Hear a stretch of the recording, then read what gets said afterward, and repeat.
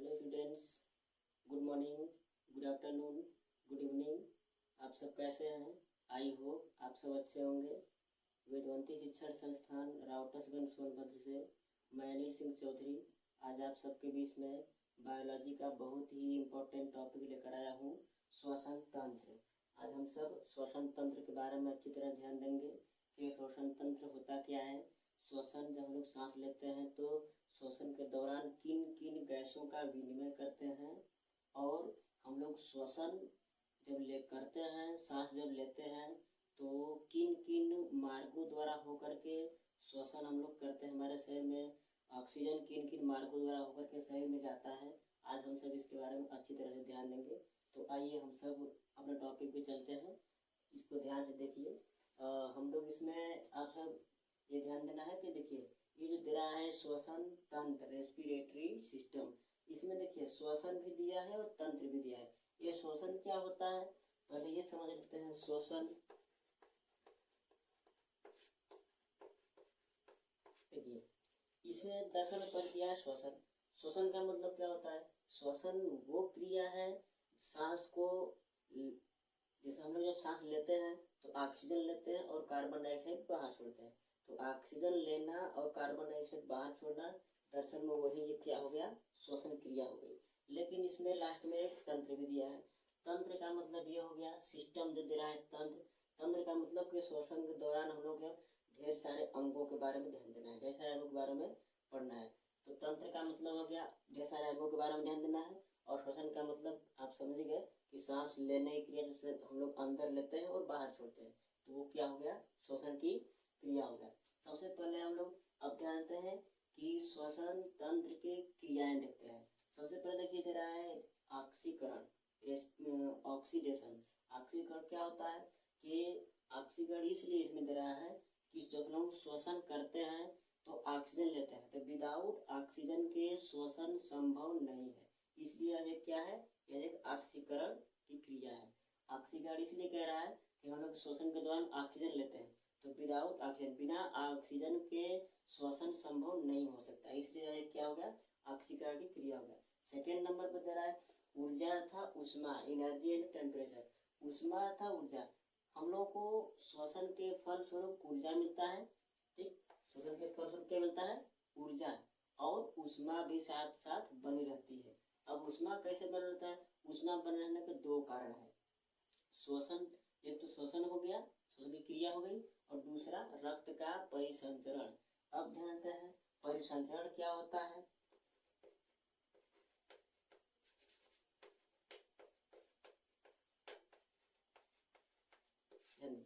हमने अभी बताया कि उष्मा बनने के दो कारण होते हैं, एक तो श्वसन की क्रिया, दूसरा रक्त का परिसंचरण। अच्छा, परिसंचरण क्या होता है, अब इसको ध्यान लेते हैं। ये परिसंचरण का मतलब होता है कि चलना, रक्त का चलना, हमारे शरीर में रक्त का चलना, वही दरअसल में क्या है, रक्त का परिसंचरण। ऐसा तो है नहीं कि रक्त रुक गया, रक्त जिस दिन रुक जाता है लोग मर जाते हैं, तो जब तक हम लोग जीवित हैं तब तक रक्त चलता रहता है, तो वही क्या है, रक्त का परिसंचरण। जब तक हम लोग सांस लेते हैं रक्त चलता रहता है और शरीर गर्म रहती है। जब हम लोग का सांस बंद रहता है उसके बाद रक्त का चलना बंद हो जाता है और शरीर ठंडा पड़ जाती है। सेकेंड नंबर पर दे रहा है, थर्ड नंबर दे रहा है अपचाई, यानी कि कैटाबोलिक इंग्लिश बोलते हैं इसको, कैटाबोलिक। देखिए इसको जानते पहले, कैटाबोलिक एक होता है कैटाबोलिक जो यहाँ दिखाई दे रहा है, एक होता है एनाबोलिक। तो हम लोग देख लेते हैं कैटाबोलिक यानी कि अपचाई क्या होता है कि किसी भी चीज को तोड़ देना, क्या करना, किसी भी चीज को तोड़ देना, अपचाई अर्थात कैटाबोलिक कहलाता है, और किसी भी चीज को जोड़ देना एनाबोलिक कहलाता है। तो ये क्या है, कैटाबोलिक। तो श्वसन क्या है, एक तरह का कैटाबोलिक रिएक्शन है। क्या है, कैटाबोलिक रिएक्शन है। तो श्वसन में ऑक्सीकरण यानी कि विदाउट ऑक्सीजन के श्वसन संभव नहीं हो सकता। ऑक्सीजन के दौरान हम लोगों को ऊर्जा तथा उष्मा मिलती है।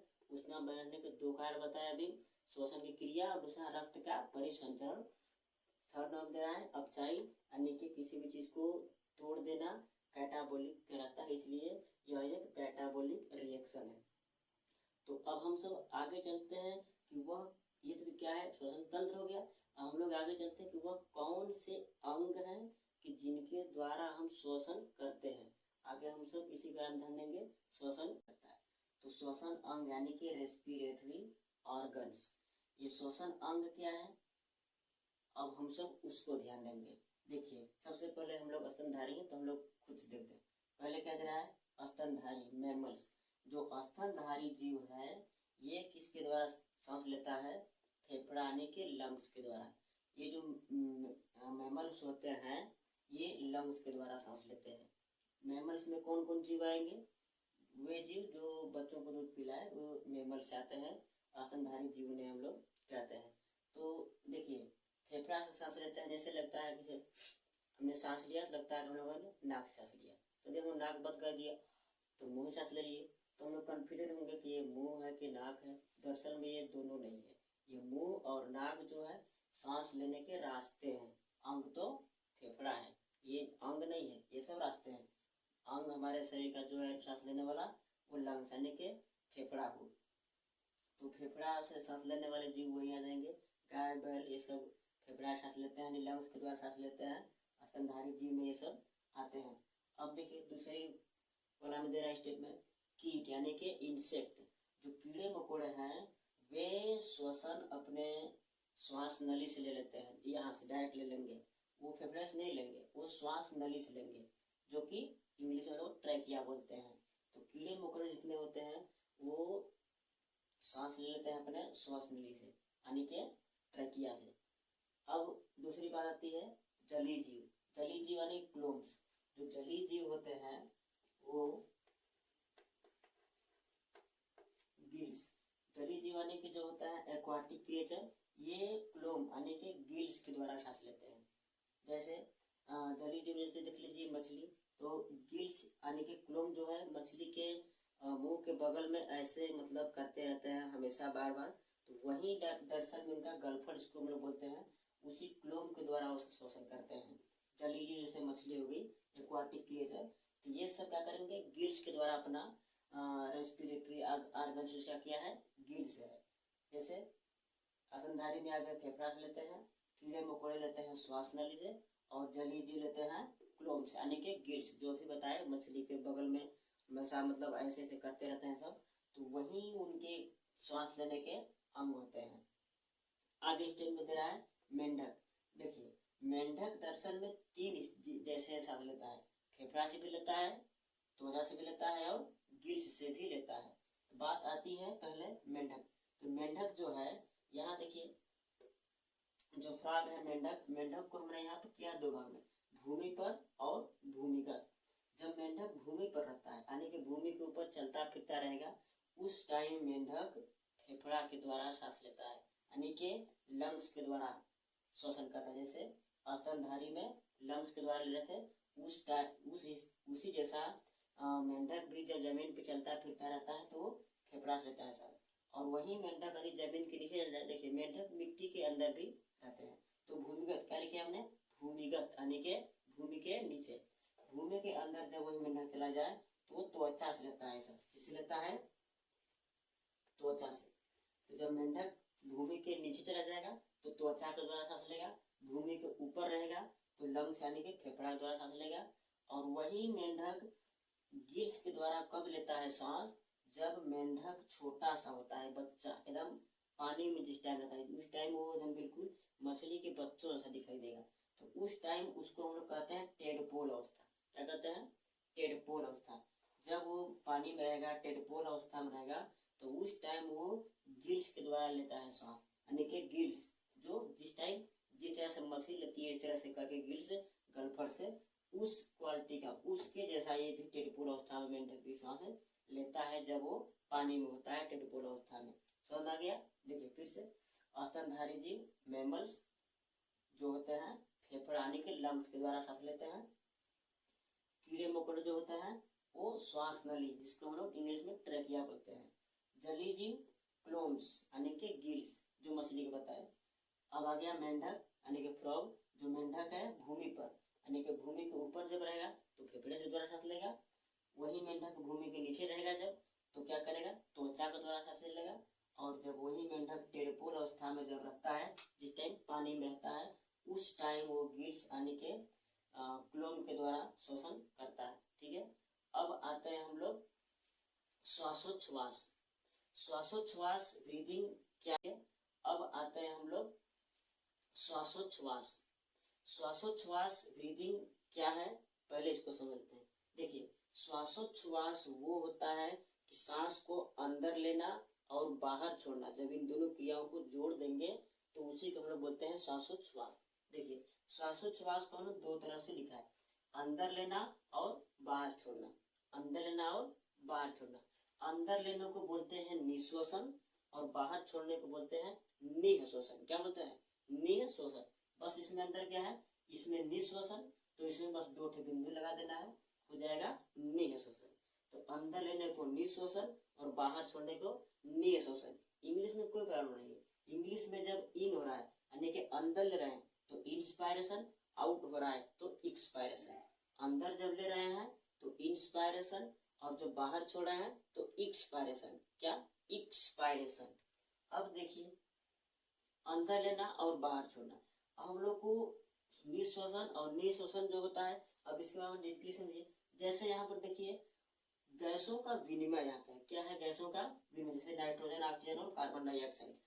तो गैसों का विनिमय यानी कि उसका मतलब यह है कि कौन कौन से गैस हम लोग लेते हैं और कौन से निकालते हैं, कितना लेते हैं और कितना निकालते हैं। तो दरअसल में यहाँ ये समझिए कि हवा में जो गैस जितना होगा उतना ही लेंगे और निकालते कितना है ये सोचने वाली बात है। हम लोग निकालते कितना है ये याद रखने वाली बात है, और लेते कितना है, जो हवा में जितना होगा, वायुमंडल में जितना होगा गैस, जितना परसेंटेज होगा उतना ले लेंगे। तो देखिए, जो नाइट्रोजन है, नाइट्रोजन 78% होता है। कितना होता है? 78% होता है। और हम उसको बाहर कितना छोड़ते हैं? नाइट्रोजन 78%, यानी कि 78% लेते हैं और 78% बाहर भी निकालते हैं नाइट्रोजन को। दूसरी बात आ रहा है ऑक्सीजन। देखिए, ऑक्सीजन हम लोग लेते हैं 21% और बाहर कितना निकालते हैं? 17% ऑक्सीजन हम लोगों ने ऑक्सीजन लिए कितना? 21% और बाहर कितना निकाले? 17%। 4 अंक का अंतर हो गया यहाँ पे। तो ये जो 4 अंक का कमी हुआ है ये दरअसल में मैनेज यहाँ पे होगा। यहाँ पे देखिए दे रहा है कार्बन डाइऑक्साइड। कार्बन डाइऑक्साइड कितना हम लेते हैं? 0.03%। 0.03% और बाहर कितना निकालते हैं? 4%। अब यहाँ देखिए, ध्यान वाली बात यहाँ पे है, ये बताइए, हम लोगों ने लिए 0.03%, यहाँ पॉइंट में लिए हैं और निकाल कितना रहा है? 4%। तो आया कहाँ से? दरअसल में यही जो ऑक्सीजन हम लोग का 21% लिए थे और 17% निकाले तो 4% रह गया। तो जो 4% रह जाता है तो वही क्या होता है, कार्बन डाइऑक्साइड के रूप में 4% निकलता है। कितना निकलता है? 4%। दरअसल में इसको हम लोग 6.6% ले लीजिए। कितना लीजिए? 6.6%। तो यहाँ पे समझिए, ये जितना है ये दरअसल में नाइट्रोजन 78%, ऑक्सीजन 21% और कार्बन डाइऑक्साइड 0.03%। ये जितना परसेंटेज दिया है ये हवा में उतना पाया जाता है। तो जो हवा में जितना पाया जाएगा उतना हम ले लिए और बस निकालने आते हैं कितना, कि नाइट्रोजन जितना होता है उतना हम ले लिया और उतना निकालते भी। 78% लिया, 78% निकाल दिया। ऑक्सीजन 21% लिए तो निकाले कितना? 17% निकाले। कार्बन डाइऑक्साइड 0.03 लिए और निकाले कितना? 4.6%। यानी कि कार्बन डाइऑक्साइड 0.03% लिए तो कार्बन डाइऑक्साइड फिर निकालते कितना है? 4.6% निकाल देते हैं। समझ में आया? Okay, thanks. यदि वीडियो अच्छा लगा हो तो लाइक और सब्सक्राइब करना ना भूलिएगा। धन्यवाद।